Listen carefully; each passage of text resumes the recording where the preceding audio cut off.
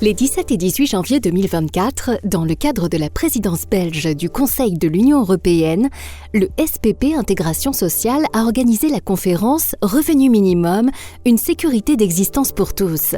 L'occasion pour les États membres de faire le point sur les avancées et de s'engager pour une protection sociale forte au sein de l'UE. Le 17 janvier, les ministres et représentants de différents pays de l'UE ont été accueillis à l'Hôtel de Ville de Bruxelles.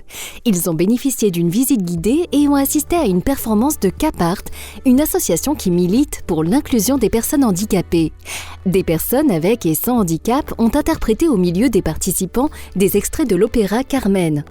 Nous avions invité des artistes, mais des artistes avec un handicap, avec des artistes qui n'en ont pas, pour montrer effectivement que l'inclusivité faisait monter tout le monde par le haut. Et pourquoi des personnes en situation de handicap? Parce qu'en Europe, d'abord elles sont 93 millions, donc c'est énormément de personnes, mais elles ont un beaucoup plus grand risque de pauvreté que les personnes qui n'ont pas de handicap. Donc nous devons non seulement introduire le revenu minimum, mais avoir une intention particulière vers les personnes en situation de handicap. Le lendemain matin, les ministres et représentants se sont à nouveau réunis au Palais d'Egmont. Lors de cette conférence, les États membres participants ont présenté les progrès accomplis en matière de revenu minimum dans leur pays. Un an après l'adoption de la recommandation du Conseil de l'UE, les incitant à mettre en place un revenu minimum adéquat. En Belgique, le revenu d'intégration est un revenu minimum destiné aux personnes qui ne disposent pas de ressources suffisantes.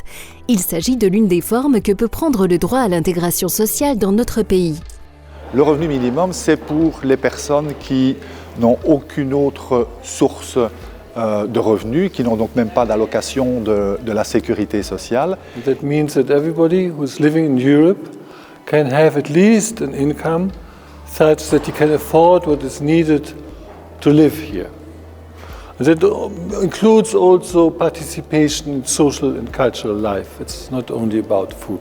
Donc non seulement c'est quelque chose d'important parce que dans un continent comme l'Europe, tout le monde doit pouvoir vivre en dignité, avoir les ressources pour le vivre et que les pays doivent assurer ces ressources, mais en même temps c'est important pour la cohésion sociale européenne. C'est important pour l'ensemble des citoyens européens, pour leur dire « nous sommes à vos côtés au niveau social ». Well, minimum income is already one of the principles of the European Pillar of Social Rights. It's the principle 14, so the role of the EU is to ensure that this principle is respected, is implemented, the safeguards are in place to protect people, to remove people of the poverty line. Chaque État membre a pris un certain nombre d'engagements et nous allons, lors de cette conférence, faire d'abord le bilan de ce que les États membres ont réalisé pour garantir ce revenu minimum et d'autre part, essayer d'infléchir l'agenda de la prochaine Commission européenne en essayant de définir un certain nombre de priorités. The European Union can help us to learn from each other.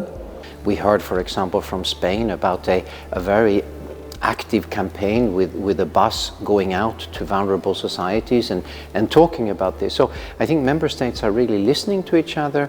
Et en Belgique, tout particulièrement, durant cette législature, on a fait un effort assez significatif pour relever justement le montant de ce revenu minimum. Il a augmenté de près de 30% par rapport au début de la législature et on a diminué l'écart entre le seuil de pauvreté et ce revenu minimum.